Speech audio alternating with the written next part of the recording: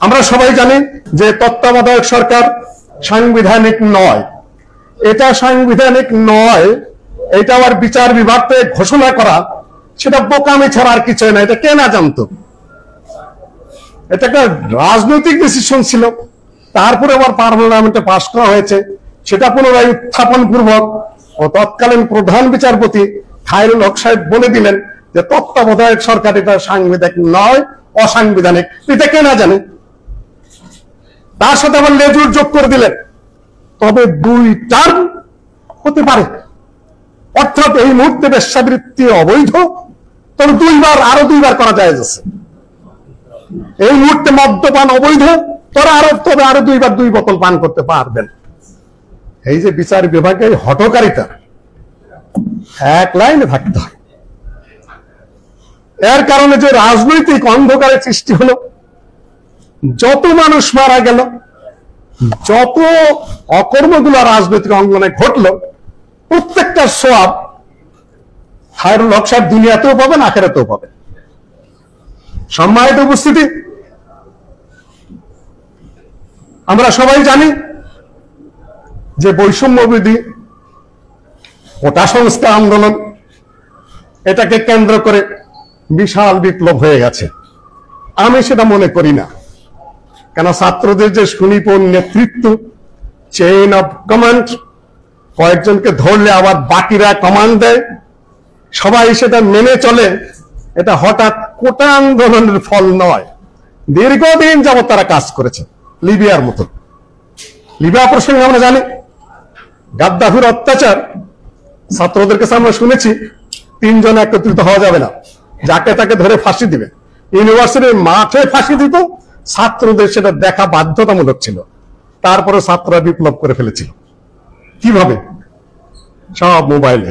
বোধহয় ছাত্ররা সেটা অনুসরণ করেছে।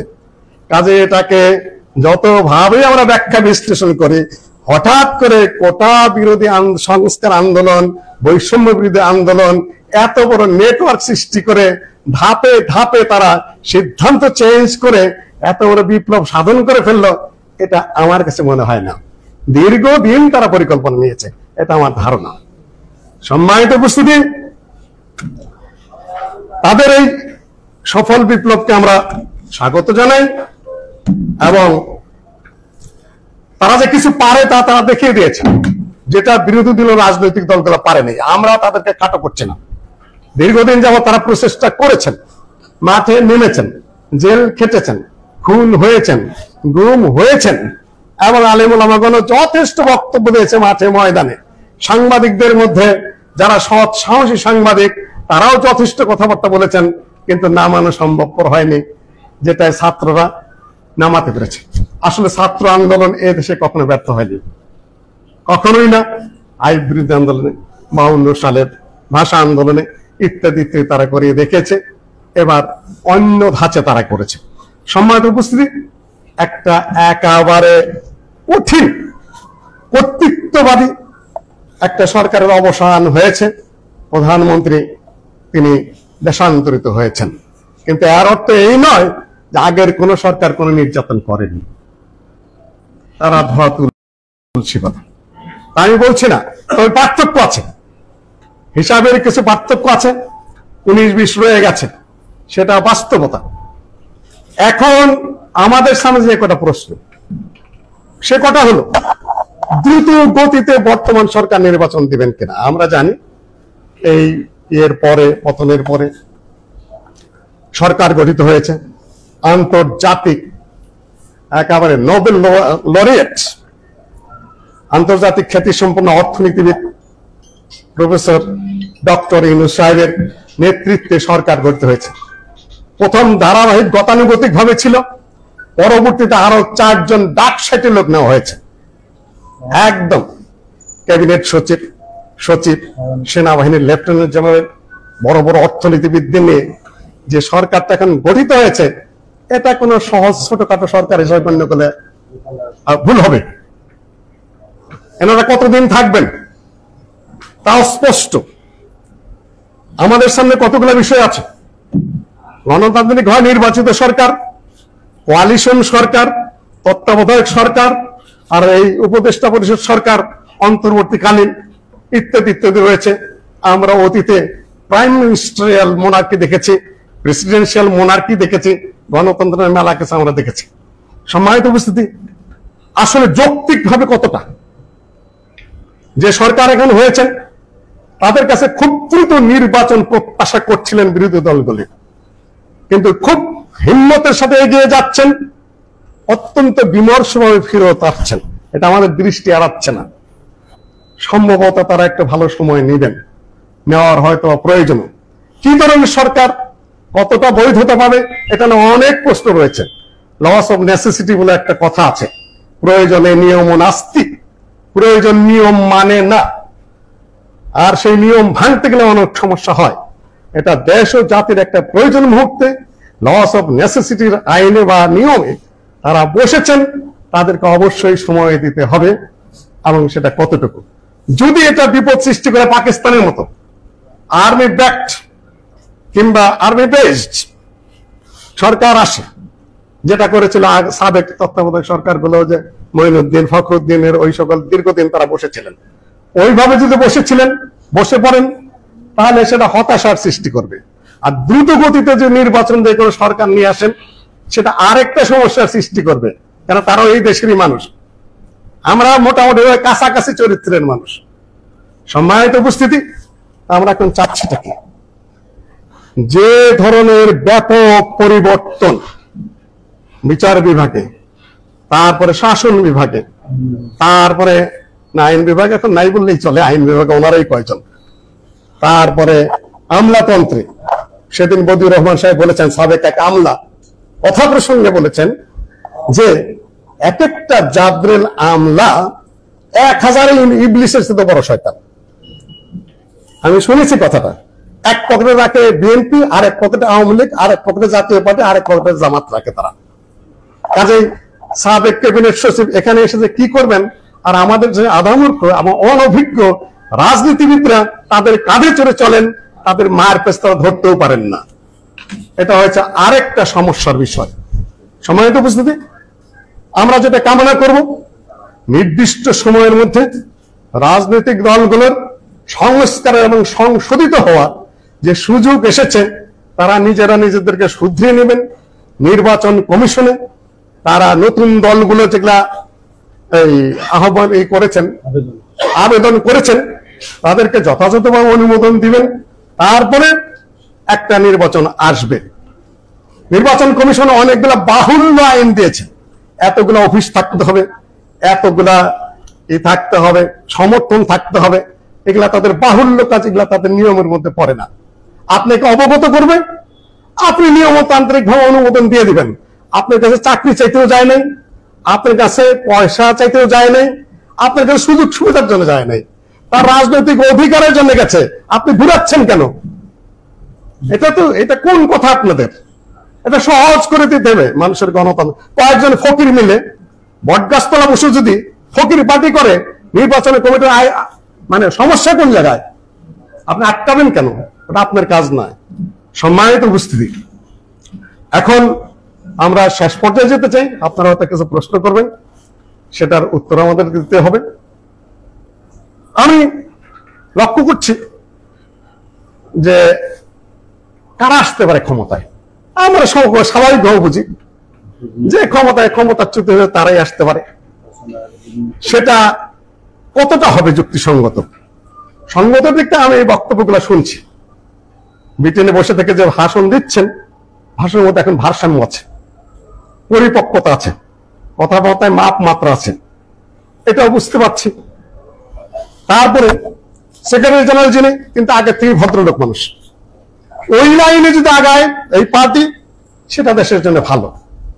কিন্তু অন্যান্যরা আগেই যেরকম উগ্র ভাষণ দিচ্ছেন, যেন নেমে গেছে, ছাত্ররা সুবিধা করে দিয়েছেন, এখনই দ্রুত তাদের ক্ষমতায় যে কিছু একটা করতে হবে, না, ওটা কখনো উচিত হবে না। তাহলে শুধুমাত্র বোতলের পরিবর্তন হবে, মদের পরিবর্তন হবে না। যে নাও সেই কদুই থাকবে, বাংলাদেশের যে পরিস্থিতি সেটার পরিবর্তন হবে না। ছাত্রদের মধ্যে থেকে সামান্য কিছু নেওয়া হয়েছে। অনেকে বলে বাচ্চা কাচ্চারা কি করবে, কেন নেওয়া হলো? এরা বাচ্চা নয়, এরাই শিক্ষা দিচ্ছে, এরাই দীক্ষা দিচ্ছে, এরা আদর্শ শেখাচ্ছে, এরা আদব শেখাচ্ছে, রাজনৈতিক প্র্যাকটিস কিভাবে করতে হবে সেগুলা তারা দেখিয়ে দিচ্ছে। গোটা এই রাজনৈতিক যে নর্দমা, যে অপরিচ্ছন্নতার সৃষ্টি হয়েছে, সেখানে তারা যথেষ্ট অবদান রাখছে এবং তারাই আশার আলো দেখাচ্ছে আমার দৃষ্টিকোণ থেকে। সম্মানিত উপস্থিতি, ইতিহাস মাঝখান থেকে রচিত হয় না। আমরা যখন ইতিহাসের আলোচনা শুরু করি তখন 52 সাল থেকে শুরু করি, 71 সাল থেকে শুরু করি, তাহলে এই ভূখণ্ডটা কোথা থেকে আসলো এটা আমরা আলোচনা বাদ দিয়েছি। এই ভূখণ্ডটা 47-এর পূর্ব পাকিস্তান, সেখানেই বাংলাদেশ। যে ভূখণ্ড সেই ভূখণ্ডে, যে নাগরিক সেই নাগরিক, তাদেরই পরবর্তী প্রজন্ম। এদের থেকে আপনি নতুন কোন মতবাদ, নতুন কোন চিন্তা, নতুন কোন আইডিওলজি, নতুন কোন সংস্কৃতি চাপিয়ে দিয়ে কিছু করতে পারবেন না, পারেন নাই। কাজেই স্বাভাবিকভাবে আমাদের স্বাভাবিক পথেই হাঁটতে হবে। সম্মানিত উপস্থিতি, আমি আপনাদের সামনে আর আমার আলোচনা লম্বা করতে চাই না। এখানে আপনারা উপস্থিত হয়ে আমাদেরকে কৃতার্থ করেছেন, ভাইয়েরা বলেছেন, আমরাও বলবো। দেখুন, খুন হয়েছে বহুত। সাধারণ একটা নর্মাল আন্দোলনে এত মানুষ খুনের রেকর্ড নেই। গাদ্দাফি খুন করেছে, সাদ্দাম হোসেন খুন করেছে, স্ট্যালিন প্রায় 2 কোটি মানুষ খুন করেছে, ইত্যাদি খুন করেছে বিভিন্ন পরিবেশে। কিন্তু স্বাভাবিক আন্দোলনে এত মানুষ খুন হওয়া নজিরবিহীন। আহত যে কি পরিমাণ হয়েছে তা এখনো হিসাব নিকাশ নেই। আমারও 2-1 সন্তান ঢাকা ইউনিভার্সিটি, তারপর জাহাঙ্গীরনগর ইউনিভার্সিটি, তারা ওগুলা নোট করছে আর কি, তারা ওগুলা হিসাব কিতাব করছে। হাসপাতালে যে পরিমাণ রোগী কান্নাকাটি করছে, তাদের চিকিৎসার জন্য এগিয়ে আসতে হবে এবং দিচ্ছেন। আমাদের একজন সাহিত্য প্রায় 10 কোটি টাকা দিয়েছে, তার ব্যক্তিগত পকেটের নয়, মানুষই তার কাছে রেখেছে, উনি দিয়েছেন। দেশের যারা বিত্তবান তারা দিবেন। সম্মানিত উপস্থিতি, প্রশাসন বিনষ্ট করে ফেলা হয়েছিল। গোয়েন্দা বিভাগ যেন জনগণের শত্রু। তাদের মসজিদে গোয়েন্দা, মাদ্রাসায় গোয়েন্দা, ইউনিভার্সিটি গোয়েন্দা, কলেজে গোয়েন্দা এবং বিচার বিভাগও গোয়েন্দা। সাবেক প্রধান বিচারপতি ব্রেকিং বোধহয় লিখেছেন, তার সাক্ষাৎকারে বলেছেন যে আমাকে যে দেশ ছেড়ে চলে যেতে হবে, আমার যে ক্ষমতা, আমার যে দায়িত্বচ্যুত হয়েছে, সেটা আমাকে ডিজিএফআই এর প্রধান এসে বলেছে। তাহলে কোন পর্যন্ত? একটা দেশ হাদিসে এসেছে যে গুপ্তচর বৃত্তি করো না। আমি অনেক বক্তৃতায় বলেছি, আপনি যে গোয়েন্দাগিরি করেন, আপনি 2 কান্দে আল্লাহর পক্ষ থেকে গোয়েন্দা আছে, উপরেও গোয়েন্দা আছে। আপনি সতর্ক চলেন, দেশের জনগণের বিরুদ্ধে গোয়েন্দাগিরি করেন না। ক্ষমতা থাকলে কেজিবির বিরুদ্ধে করেন, সিআইএর বিরুদ্ধে করেন, রর বিরুদ্ধে করেন, পাকিস্তানের গোয়েন্দার বিরুদ্ধে করেন। গোয়েন্দাগিরি করবেন না, জাতীয় গোয়েন্দাগিরি করেন, সাশ্রয় করেন কেন? এগুলা কোন কথা? ডিবি অফিসে অত্যাচার করবেন, গুম করবেন, আয়না ঘরে রাখবেন, এটা কোন স্বাধীন দেশের চিত্র? এগুলা ভাঙা চুরে এগুলা শেষ করা হয়েছে। আগামীতে যেন একটা গণতান্ত্রিক সাংবিধানিক রাষ্ট্রে যেন এগুলার পুনরাবৃত্তি না ঘটে, টোটালি যখন যেন এগুলার ইতি হয়, স্বস্তির সাথে নিঃশ্বাস কাটার যে একটা পরিবেশ সৃষ্টি হয়েছে সেটা যেন অব্যাহত থাকে, এটা আমরা কামনা করছি। সম্মানিত উপস্থিতি, এটা করবে কে? একই দেশ, একই মানুষ। ইংরেজ এক কবি বলেছেন, give us man from every rank, free, fresh and frank. মানুষ কোথায়? বেছে বেছে বেছে বেছে আমলা নিয়োগ দেওয়া হয়, বেছে বেছে বহু পরীক্ষা নিরীক্ষা করে পুলিশের অফিসার বানানো হয়, বেছে বেছে ভালো পরীক্ষা নিরীক্ষা করে গোয়েন্দা বিভাগের দায়িত্ব দেওয়া হয়, বহু পরীক্ষা নিরীক্ষা করে বিচারপতি নিয়োগ দেওয়া হয়। সেই বিচারপতি সাহেব কে যখন বলা হলো এবার যে কোটা সংস্কার আন্দোলনের চলছে, তাহলে এটা কি হবে, আপনারা একটা রুলিং দেন। সরকার বলে বিচার বিভাগে যেতে হবে, আবার ওনারা দাবি করছে পার্লামেন্টে পাস করতে হবে, পোস্ট পিলার করা শুরু করে দিলেন। এদিক থেকে ওদিক দৌড়ায়, ওদিক থেকে সেদিক দৌড়ায়। তারপরে বিচার বিভাগ সেটা আমলে নিলেন। আমলে নেওয়ার পরে দীর্ঘদিন টাইম দিয়ে দিলেন। আমি তখন একটা মসজিদে খুতবা দিচ্ছিলেন, নিয়ে আলোচনা করলাম। সাবেক নির্বাচন কমিশনার একজন খুব স্নেহ করেন আমাকে বলে, মুসলিউদ্দিন তোমার কি কন্টেম্পট অফ কোর্ট হলো না?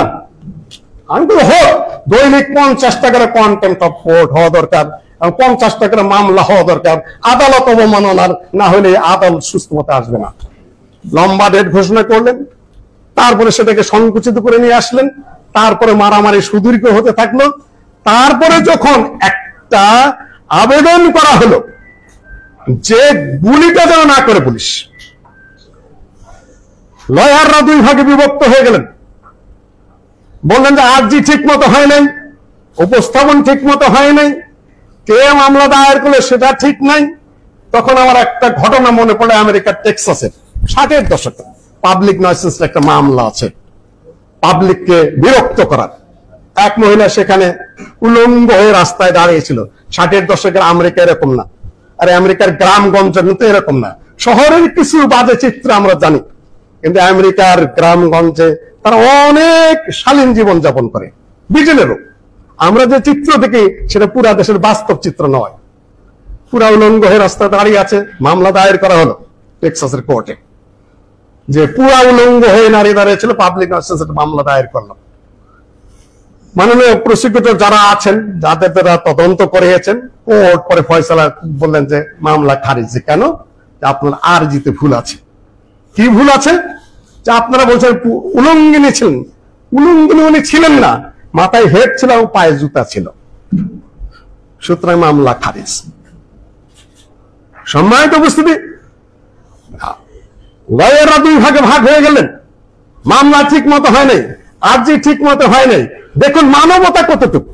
এখানেও কি দ্বিধা বিভাজিত হওয়ার কোন অবকাশ ছিল?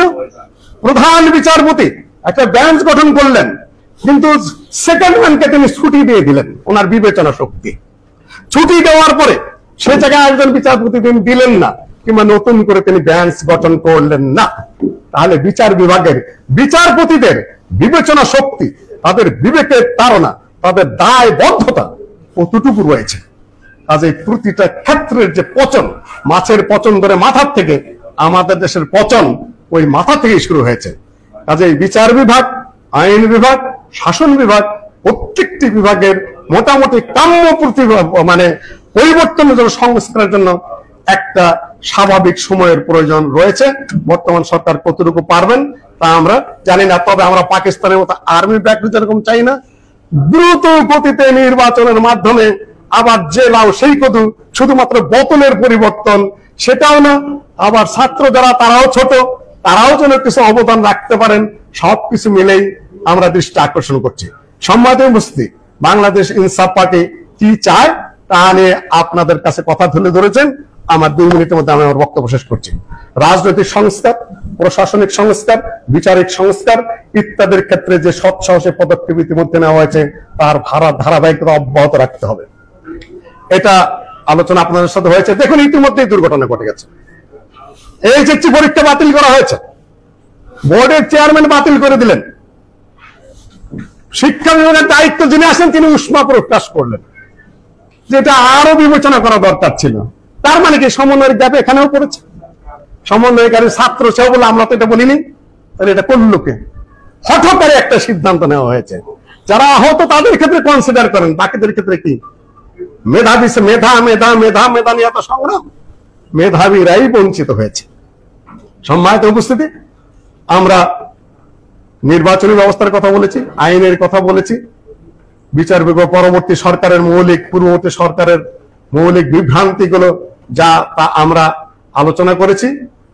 আমরা চাই মানবিক বাংলাদেশ, সুশাসনের বাংলাদেশ, আইন ও বিচারের চোখে সাম্যের বাংলাদেশ, সুষ্ঠু সহজ নির্বাচন প্রক্রিয়ার বাংলাদেশ, অর্থনৈতিক ভারসাম্য ও সুষম বন্টনের বাংলাদেশ, মেধার সাথে সততা নিষ্ঠার বাংলাদেশ, জবাবদিহির বাংলাদেশ, পারস্পরিক সহনশীলতা, সহানুভূতি ও সম্মানবোধের বাংলাদেশ, দায়িত্বশীল আচরণের বাংলাদেশ, পারস্পরিক সহাবস্থানের বাংলাদেশ, সংখ্যালঘুদের জন্য নিরাপদ অবস্থানের বাংলাদেশ, উন্নত নীতি নৈতিকতার বাংলাদেশ, ধর্মীয় মূল্যবোধের বাংলাদেশ, জঙ্গিবাদ ও সন্ত্রাস মুক্ত বাংলাদেশ, মাদক ও জুয়া মুক্ত বাংলাদেশ, বৈদেশিক চাপ মুক্ত, সব দিক থেকে শক্তিশালী, স্বনির্ভর, আত্মমর্যাদাশীল বাংলাদেশ, গঠনমূলক ও পরিশীলিত মত প্রকাশের স্বাধীনতার বাংলাদেশ, সাংবাদিকদের যথাযথ স্বাধীনতা বাংলাদেশ, এই সকল নীতি এবং আদর্শ নিয়ে বাংলাদেশ ইনসাফ পার্টি, আপনাদের জাতীয় ইনসাফ পার্টি আপনাদের সামনে উপস্থিত হয়েছে।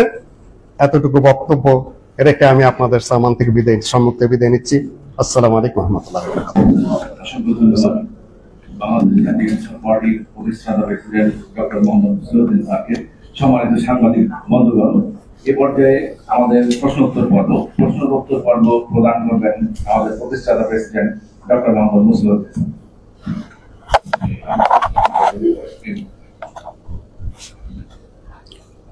আমরা প্রশ্নোত্তর পর্ব নেব।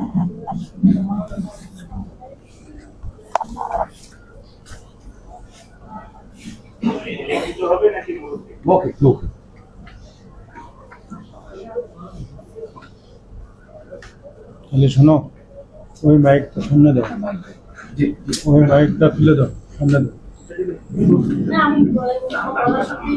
আচ্ছা, ঠিক আছে। ওয়ালাইকুম আসসালাম। আমার কোশ্চেন হচ্ছে, প্রথমত আপনার যে বন্যা হয় এটা প্রাকৃতিক দুর্যোগে, এখন কিন্তু প্রাকৃতিক দুর্যোগে বন্যা হচ্ছে না, মানুষ সৃষ্ট হচ্ছে। কারণ আমি বলে দিচ্ছি, কারণ হচ্ছে আপনার যে বার্তা ছেড়ে দিচ্ছে এটা কিন্তু মানুষ ছেড়ে দিচ্ছে। হঠাৎ কিন্তু আপনার বন্যা প্রাকৃতিক দুর্যোগ হয়নি আমাদের দেশে, এটা নিয়ে যদি কিছু বলেন। আরেকটা জিজ্ঞেস করে আমার জানার ছিল যে সদ্য পলাতক শেখ হাসিনা, সে যে ভারতে আশ্রয় নিয়েছে, সে আশ্রয়টা আমাদের দেশের জন্য সে তারা কি বন্ধুসুলভ আচরণ করছে ভারত, নাকি বন্ধু, এটা আমরা কি বন্ধু বলতে পারি কিনা একটু যদি বলেন।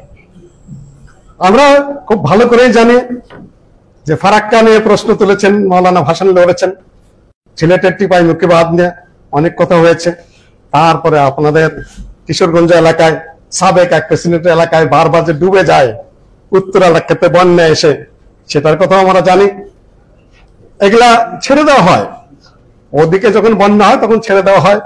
আপনি প্রশ্নের উত্তর নিজেই কিছু দিয়ে দিয়েছেন, এমনিতেই হয়নি, এটা আমি মার্ক করছি। এমনিতেও হয় প্রাকৃতিক দুর্যোগ, কিছু কারণবশত হয়, এবং উজান দিক থেকে বা ডান বাম থেকে কিছু ছেড়ে দেওয়া হয়েছে বলেই প্রাকৃতিক দুর্যোগ আরেকটু বেশিভাবে হয়েছে। এবং যে পদক্ষেপগুলো নেওয়া হয়েছিল, উত্তর এলাকায় অনেকগুলো 50-এর অধিক অনেকগুলো নদী আছে, সেগুলো অনেক বলিষ্ঠ পদক্ষেপ নিয়ে কাজ করতে হবে। এবং এই ব্যাপারে আমরা অনুরোধ করবো দেশের জাতির কাছে, আপনারা আপাতত যা পারেন তাদেরকে সহযোগিতা করবেন। আর ওগুলা যে পরিমাণ বলিষ্ঠ সরকার এসে ওগুলা তিস্তা বাঁধ নিয়ে কথা হচ্ছে, কোনো প্রতিকার আসছে না। 2, যে দেশ আমাদের পালিয়ে যাওয়া প্রধানমন্ত্রীকে আশ্রয় দিয়েছেন, আশ্রয় দেওয়ারই কথা, এটা আশ্রয় দেওয়ারই কথা। কমিউনিকে আশ্রয় দিয়েছিল ফ্রান্স, তারপরে অন্যান্য অনেক ইতিহাস রয়েছে, আশ্রয় দেয় মানুষ, আশ্রয় তারা দিতেই পারেন, এবং সেভাবে তারা ওভাবে ছিলেন। কিন্তু আশ্রয় দেওয়াটা কতটা সঙ্গত আমাদের পররাষ্ট্রনীতি বলবে। পররাষ্ট্রমন্ত্রী কিছু বক্তব্য শুনেছি, সেখানে উপদেষ্টার সেটা অস্পষ্ট রয়েছে, সেটা তিনি পরিষ্কার করেননি। এবং প্রফেসর ইউনূস সাহেব যেটা বলেছেন ইদানে, দুই দেশের মধ্যে সুসম্পর্ক এবং কিছুটা বাড়াবাড়ি শব্দ প্রকাশের বিরুদ্ধেই তিনি অবস্থান নিয়ে আছেন। তবে দুই দেশের মধ্যে পররাষ্ট্রীয় কি কি চুক্তি রয়েছে সেটা আমাদের খতিয়ে দেখতে হবে, এবং সম্ভবত যে আইনগুলো রয়েছে তাতে যে এরকম ধরেন আপনি মুজিব হত্যার আসামিদেরকে যেভাবে নিয়ে আসা হচ্ছে, যেহেতু আইন আছে ফেরত দিতে বাধ্য, ভারতের সাথে যে এরকম কোন চুক্তি থাকে, এবং যদি যথাযথভাবে বাংলাদেশের কোর্টে মানবতা বিরোধী অপরাধের মামলা যদি হয়ে থাকে এবং সেইভাবে যদি উত্থাপন করা যায়, তাহলে ভারত সরকার সেটা হয়তো বিবেচনা করতে পারে। কিন্তু মুজিব হত্যার সব আসামি আমরা ফিরে আনতে পারি, আনা হয় নাই। এটাও যে খুব সহজ হবে সেটাও না। সালাউদ্দিন সাহেব বহুদিন সেখানে অকারণ অ্যারেস্ট থেকে কেবল দেশে ফিরেছেন, অথচ সবাই জানে সালাউদ্দিনকে একজন প্রতিমন্ত্রী ছিলেন, তাকে এই দেশে ফেরত পাঠানোর কোন আইন ভারত সরকার প্রায় এক যুগে খুঁজে পায়নি। অন্যান্য সরকারের একই অবস্থায়। এখন তাদের দেশের আইনের ব্যাপার, এটা আমরা যতই বলি যে তাকে ফেরত আনা যাবে এই সে, অনেক কল্পনা আর কি, অনেকটা সহজ নয়। তবে আইনগত দিকটা খতিয়ে দেখতে হবে। আবেদন বন্ধু কিনা বা ভারত যে আচরণগুলো করছে হঠাৎ পানি ছেড়ে দিল, আচ্ছা আপনি কি বন্ধু বলবেন কিনা আমাদের? না, এটা হলো একটা স্পেসিফিক কোশ্চেন। আমি ভারতে লেখাপড়া করেছি, আলিগড় বিশ্ববিদ্যালয়ে। এদেশের অনেক মানুষ এখানে চিকিৎসা করতে যায়। নাগরিকরা এই দেশের শত্রু না, দেশের নাগরিকরা এই দেশের শত্রু নয়। তাদের কাছে আমরা সব সময় ভালো ব্যবহার পেয়েছি, অতিশয় পড়াশোনার সময়, ট্রেনে যাতায়াতে। কিন্তু ডিপ্লোমাসি রয়েছে, প্রত্যেক দেশ এবং জাতির তার নিজস্ব ডিপ্লোমাসি রয়েছে। তাদের যে কার্যক্রম সেটা সবকিছু বন্ধুত্বের বার্তা বহন করে না। সীমান্ত হত্যা ইত্যাদি ইত্যাদি সহ যা কিছু পূর্ণাঙ্গ বন্ধুত্বের বার্তা বহন করে না। তবে 71 সালে ডিপ্লোম্যাটিক কারণে হোক, রাজনৈতিক কারণে তারা যে আমাদেরকে আশ্রয় দিয়েছিলেন, সহযোগিতা করেছিলেন, সেটা আমাদের স্বীকার করতে হবে। জি, ওয়ালাইকুম আসসালাম।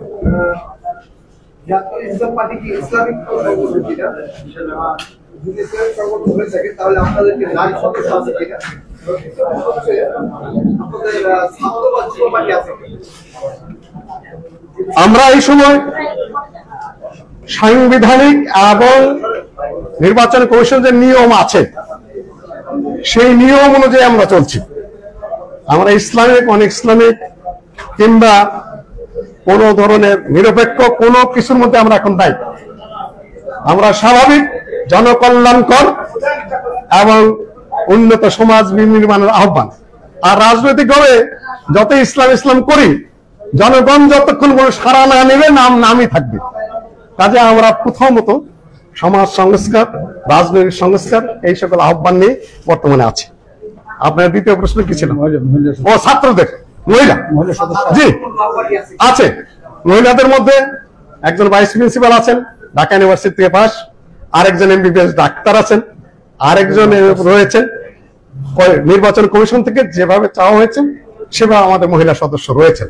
ছাত্র সংগঠন রয়েছে বাংলাদেশ আহলে হাদিস ছাত্র সমাজ নামে, ওটা আহলে হাদিস নামটা ওটাই আছে।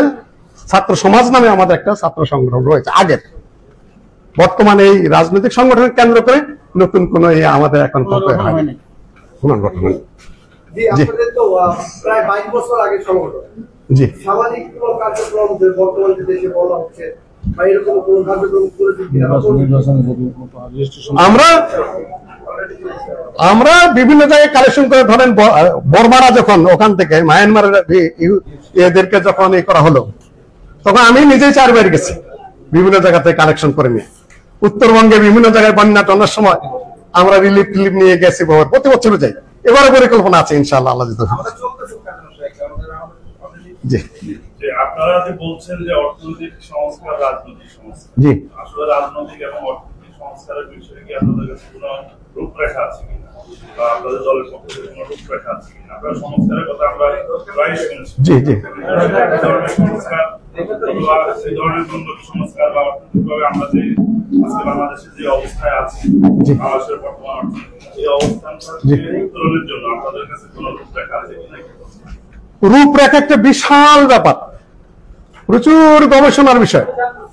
বড় বড় অর্থনীতিবিদরাও বহুত গবেষণা করে 3 শ্রেণীর বাইরে যেতে পারেনি। হয় পুঁজিবাদী আমেরিকান, ব্রিটিশের, কিংবা সমাজতান্ত্রিক, কিংবা মিশ্র। যতই গবেষণা করুক 3টার বাইরে যেতে পারেন নাই। ডক্টর ইউনূস সাহেবের যে ক্রেডিট, মাইক্রো ক্রেডিট, সেটাও যদি গবেষণা করে দেখেন, ওই গ্রামের যে সুদভিত্তিক দাদন ব্যবসা, ওইটারই একটা উন্নতি মাত্র।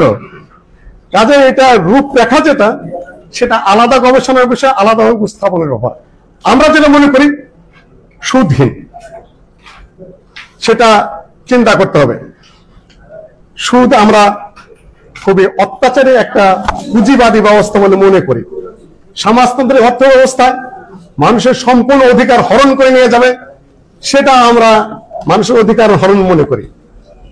মধ্য চিন্তার যে একটা অর্থ, পুঁজিবাদীও না, সমাজবাদীও না, গণমুখী অর্থ ব্যবস্থা, সেটার জন্য যে পরিকল্পনা, সেদিকে কোন, যেটা আমাদের একটা লেখা আছে, গতানুগতিক বাজেট বর্জন করে গবেষণা লব্ধ গণমুখী বাজেট পেশ করা, সেই কাজটা কেউ করে নাই এদেশে। আগে যা পেশ করে ওই পাতাগুলো আবার রিভিউ করে বাজেট পেশ করে। কাজে এটা বিশাল বৈপ্লবিক পরিবর্তনের দরকার, সে পদক্ষেপ কেউ পর্যন্ত নেয় নাই। তা আমাদের একটা রাত চিন্তা আছে, অবশ্যই আছে। রাজনৈতিক সংস্কার রাজনীতির সঙ্গে আমার বক্তব্য নিয়ে এসেছি সেগুলা। সংস্কারের কথা আপনারা বলেছেন, জি। সংস্কারটা কিভাবে হতে পারে সেটা কিন্তু আপনারা বলেন। এখন একটা পরিস্থিতির সৃষ্টি হয়েছে, এটা একটা বিশাল বৈপ্লব, এটাও বৈপ্লব ব্যাপার। যারা ক্ষমতায় যায় তারা সব ভুলে যায়। ছাত্ররা যে একটা পরিস্থিতি সৃষ্টি করেছে, আর মাধ্যমে একটা পরিস্থিতির সূচনা হয়েছে। এই সূচনার মধ্যে আমি বলবো তারা মাঠে থাক, রাজনীতিবিদরা আরো শিক্ষা দেখ, এবং তারা মাঠে একটা চেক অ্যান্ড ব্যালেন্স থাক। রাজনৈতিক দলগুলো যেন স্বেচ্ছাচারী হতে না পারে, মানে ভুল পথে না হাঁটে।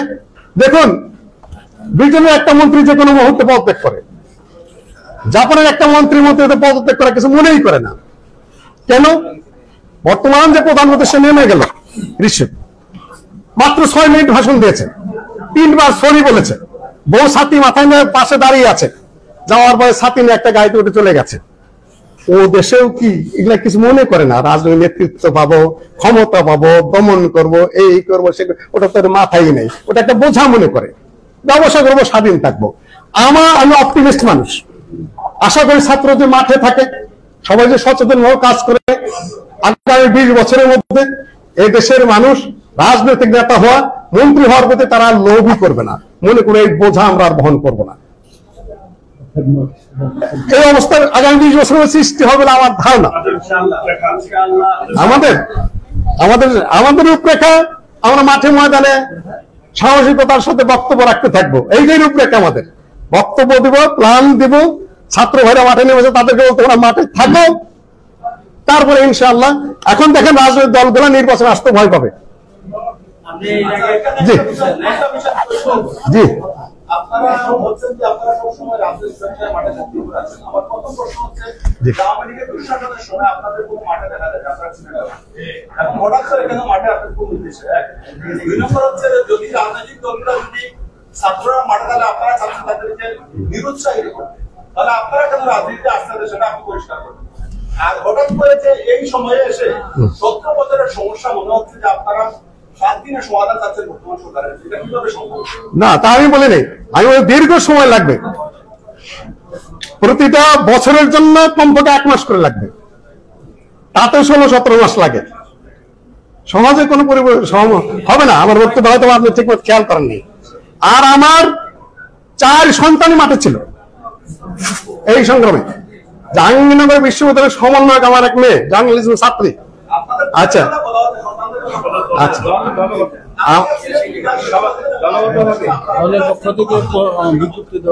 দলগত ভাবে আমাদের অত শক্তি নেই, অত সামর্থ্য নেই। কথা বলেন না, অত শক্তি সামর্থ্য আমাদের ছিল না। সত্যিকার কথা, যে ব্যাপার কথা বলে আমি আপনাকে প্রতারিত প্রভাবিত কোনোটাই করবো না। আমাদের সেই অত বড় শক্তি সামর্থ্য আমাদের ছিল না, যা নিয়ে আমরা মাঠে উপস্থিত হতে পারি। বাচ্চা কাচ্চারা সব মাঠে ছিল আমাদের। তারপরে কিছু বক্তব্য বিবৃতি আমরা যা পারি তা আমরা দিয়েছি, এই পর্যন্ত। আর তৃতীয় প্রশ্ন যেটা করেছেন, উপস্থিত হওয়া কোনো দোষের না। আমার যখন সুযোগ হবে, যখন আমি পারবো, আমি তখনই উপস্থিত হবো। এটা কোনো দোষেরও না, সমালোচনারও না। জি আচ্ছা, তুমি কথা বলছো কেন? আচ্ছা বলেন। স্টপ। জি তো পিছন দিকে কথা বলবো না, এটা আমার অধিকার। উনি সাংবাদিক প্রশ্ন করবেন, আপনি 10 প্রশ্ন করেন। আচ্ছা হ্যাঁ, আপনি 10টা প্রশ্ন করবেন, সমস্যা নাই, আপনি বলেন। হ্যাঁ বলেন বলেন বলেন। হ্যাঁ জি জি জি জি জি মাশাআল্লাহ। জি আমার প্রশ্ন হলো, এই 16 বছর বিএনপি মাঠে রয়েছে, জামাত মাঠে রয়েছে, জাতীয় পার্টির একটা অংশ মাঠে রয়েছে, হ্যাঁ, কিন্তু আমাদের এই ইনসাফ পার্টি কোন রূপরেখা তো দেখি না আমি। না ঠিক আছে, এটা জবাব আমি এইমাত্র দিয়েছি। আমাদের আরেকটু কথা আছে, সেটা হলো সব পার্টি আমি দেখে এসেছি। হঠাৎ করে কিছু প্রশংসা হবে, আমার জবাব কিন্তু আরো কঠিন আছে, সে জবাবগুলো আমি দিয়ে যাইনি। আমরা সব পার্টি দেখে এসেছি। আমি ছোট হলেও শিক্ষা জীবনে আমি 75 দেখেছি, আমি আমাদের মান্নাদের বক্তব্য শুনেছি, এর জিয়াউর রহমান সাহেব কিভাবে আসলেন সেটা দেখেছি, এর শাহ সাহেবকে দেখেছি, আওয়ামী লীগকে দেখেছি, হাসিনাকে দেখেছি, খালেদাকে দেখেছি, কে কাকে সালাম করে সেটাও দেখেছি, পাশে বসতেও দেখেছি, আবার বিপরীত দলে যেতেও দেখেছি, সব দিকবাজে আমি দেখেছি। কাজে যে প্রশ্ন আপনি দ্রুত গতিতে করছেন, যারা মাঠে ছিলেন তাদের একেবারে আড্ডবাদে মাথাতে পা পড়তেন আমার জ্ঞানে আছে। কাজে 1 ইঞ্চি লড়তে, ওই রাজনীতি 1 ইঞ্চি আমি লড়তে দিতে প্রস্তুত না, কেন আমি তাদের পেটের মাথাতে পা পড়তে চিনি এবং জানি। তারা যা করেছেন ভালো করেছেন। আওয়ামী লীগকে বিতাড়িত করাই কোনো ক্রেডিট নয়। আপনি কে? That is the question. What is your past? What is your achievement? তুমি আগে কি করেছো? সবাই ক্ষমতায় ছিলে, কি করে এসেছো? সেগুলো তো আমার ইতিহাসে রয়েছে, মেমোরিতে রয়ে গেছে। কাজে আমি অত উচ্ছ্বসিত নয়। ভারসাম্যপূর্ণ অবস্থানের মধ্যে থেকে আমরা কথাবার্তা বলার চেষ্টা করেছি। কাজে কেউ আওয়ামী লীগের বিরুদ্ধে খুব বলিষ্ঠ বক্তব্য দিয়েছেন, কাজে তিনি মহা হিরো হয়ে গেলেন, তা নয়। আপনি অতীতে কি করে এসেছেন সে অ্যানালাইসিস আমাদের কাছে আছে। আর সামনে আপনাদের সম্ভাবনা কতটুকু নৈতিক চরিত্র বদলিয়েছেন, এটাও আমাদের স্টাডিতে রয়ে গেছে। আমরা বড় দল নই, অত সাহস করে সামনে আসতে পারিনি, কিন্তু অ্যানালাইসিস এবং স্টাডি অন্যান্য বড় দলের চেয়ে বেশি থেকে কম নেই। কাজে অতটা উচ্ছ্বসিত অতটা নই আমরা সব দেখে এসেছি। কাজে এই সামনে সবাইকে সংশোধন করে ধীর স্থির ভাবে আসতে হবে এবং সেই পরিবেশটি সৃষ্টি করতে হবে। কাজেই মাঠে ছিলাম না, থাকার মতো যোগ্যতা আমাদের ছিল না। পুলিশের ধাম আসছে, বাড়িতে যায় পুলিশে ঘুরতেছে, আমি 8 দিন পলাতক, নামলেই ধরবে, ধরলে বাচ্চাগুলোকে আবার নিয়ে যাবে। কি করবো? এটা তো এই কয়েকদিন আগের ঘটনা।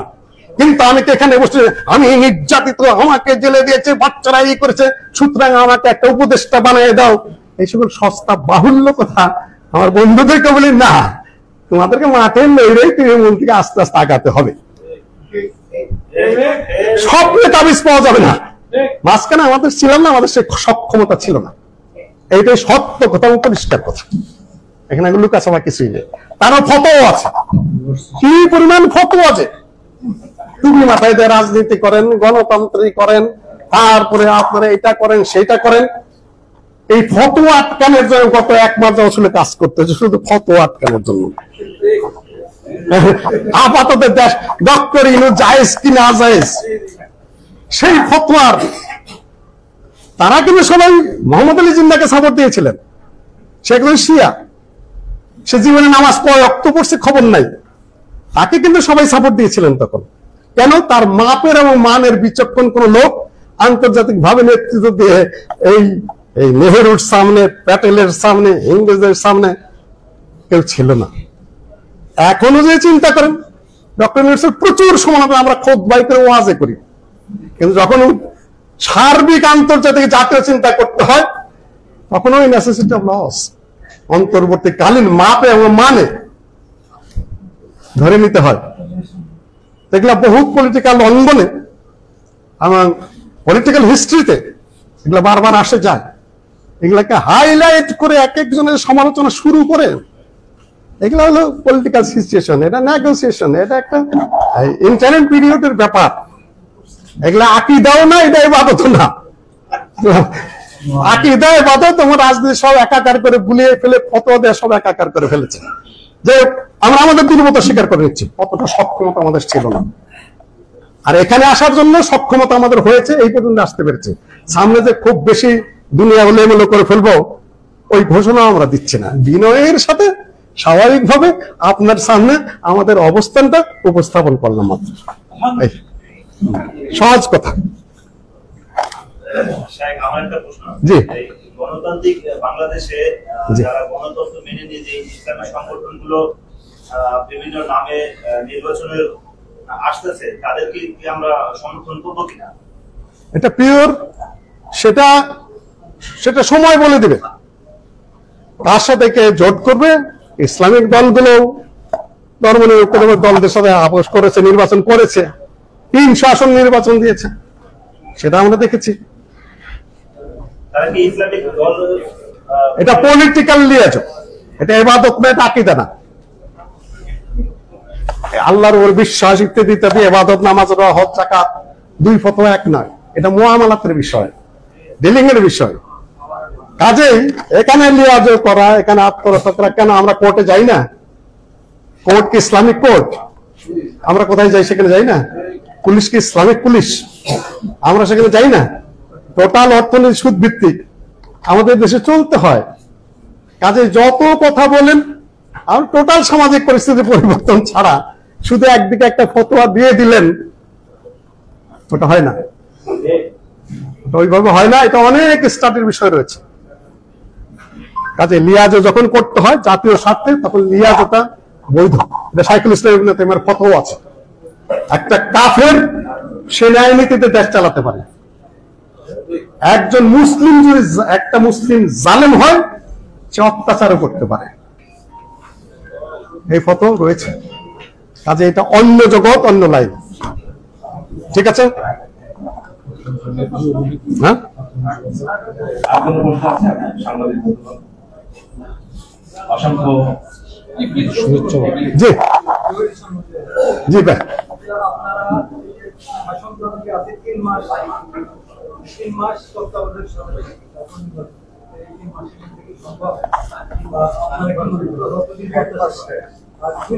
জি,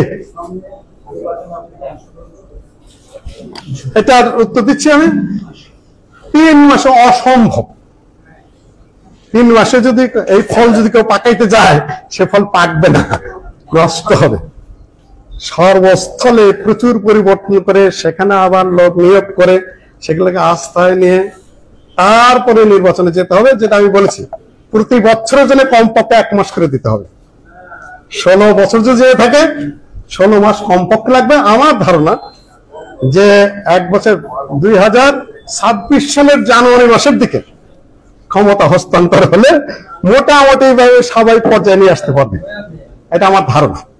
প্রতি বছরের জন্য 1টা করে মাস আপনাকে দিতে হবে, এটা আমার ধারণা। জি, শেষ প্রশ্ন কি? ইনশাআল্লাহ নির্বাচনে অংশগ্রহণ করার আমাদের ইচ্ছা আছে। আমাদের কিছু মাঠও রয়ে গেছে, সেগুলো আমরা স্টাডি করছি, কাজকর্ম করছি। দেখা যাক কি হয়। এবং আমার মনে হয় না যে কোন দলই আগের মতো ওইভাবে সংখ্যাগরিষ্ঠ আসবে। ছোটখাটো দলগুলো নিয়েও অনেক কাজ করতে হবে।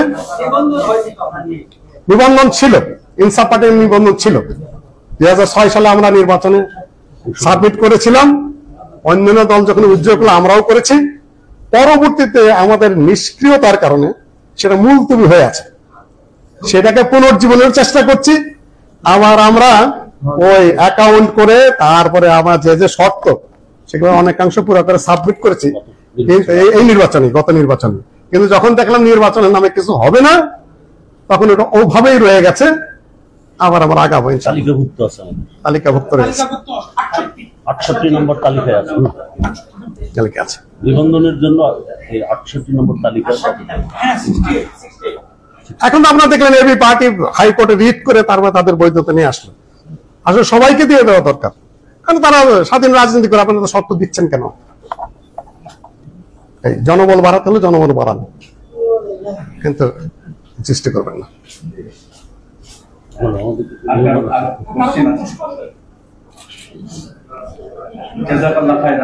অনেক অসংখ্য ধন্যবাদ সাংবাদিক বন্ধুগণ এবং সুধীবৃন্দু। আজকের মতো আমাদের প্রথম পর্ব, যেটি সাংবাদিক সম্মেলন, এটির সমাপ্ত ঘোষণা করবেন।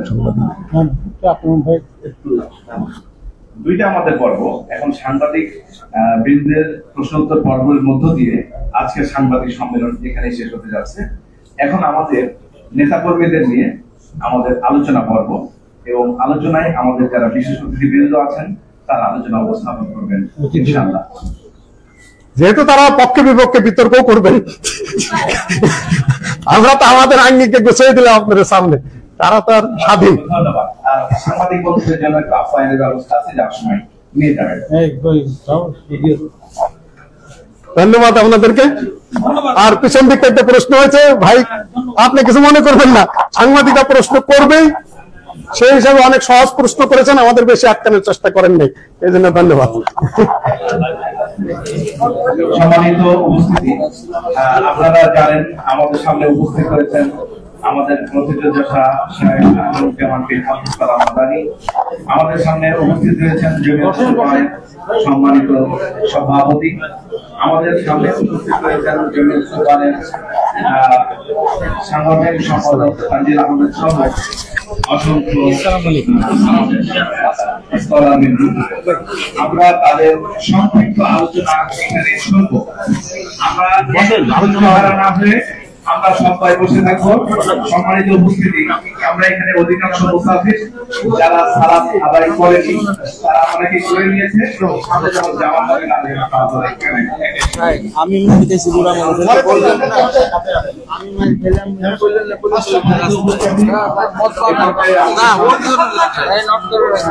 আমি ওই যে লাইভ দেখে দিলে তাও ছেলে তো ছিল, আমিও ছিলাম, সবাই দেখছেন, এটা বললো না কেন?